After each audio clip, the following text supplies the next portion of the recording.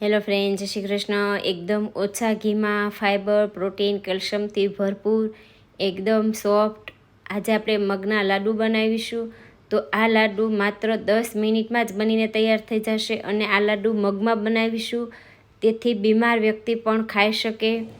તો તેના માટે મેં 1 વાટકો દેશી મગનો ઉપયોગ કર્યો છે, પણ તમારા આગળ કોઈ પણ મગ હોય તેનો તમે ઉપયોગ કરી શકો। તો હવે આ મગને એક પેનની અંદર લઈ અને આ મગને શેકી લેશું। તો ત્યારે ગેસની ફ્લેમ મીડિયમ રાખી અને આ મગને 3 મિનિટ જેવું થાય ત્યાં સુધી મગને આ રીતે સતત હલાવતા રહી અને મગને શેકી લેવાના।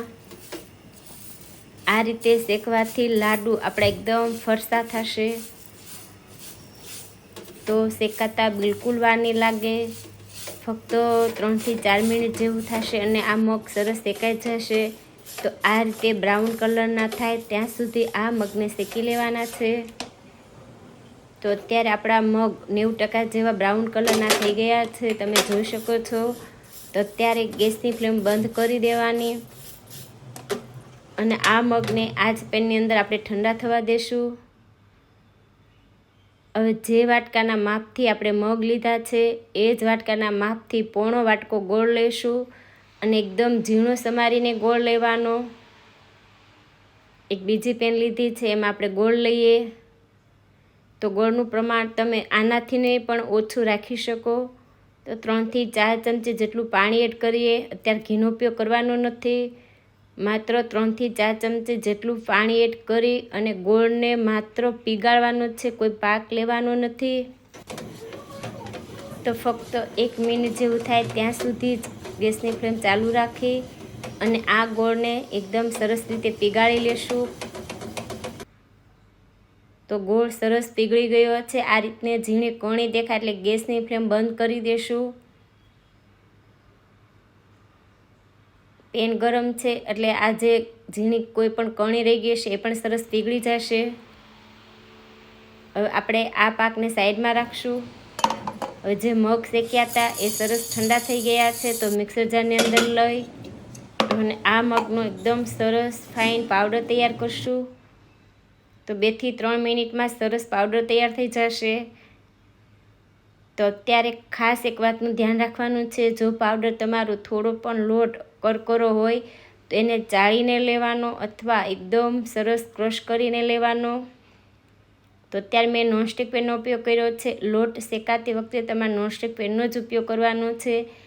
જો તમે સાદી પેનનો ઉપયોગ કરશો તો તમારે ઘીનું પ્રમાણ થોડું વધારે રાખવું પડશે।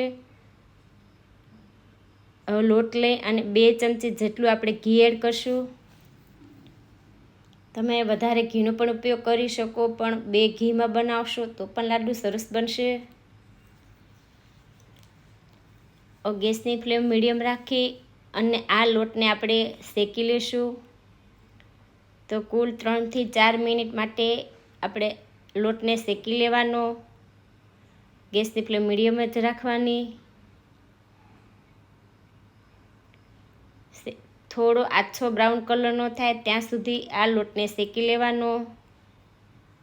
તો 2 મિનિટ જેવું થઈ ગયું છે અને લોટ પણ સરસ શેકાઈને હળવો થઈ ગયો। તો હવે આપણે ડ્રાયફ્રૂટ્સ એડ કરી દઈશું। ડ્રાયફ્રૂટ્સમાં મેં કાજુ, બદામ અને દ્રાક્ષ લીધા છે, તમે બીજા ડ્રાયફ્રૂટ્સનો પણ ઉપયોગ કરી શકો।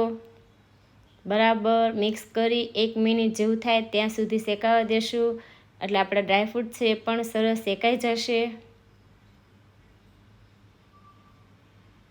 તો કુલ 3 મિનિટ જેવું થઈ ગયું છે અને લોટ પણ આપણો સરસ શેકાઈ ગયો। હવે અત્યારે ગેસની ફ્લેમ બંધ કરી દેશું અને આ પેનને આપણે નીચે ઉતારી લેશું।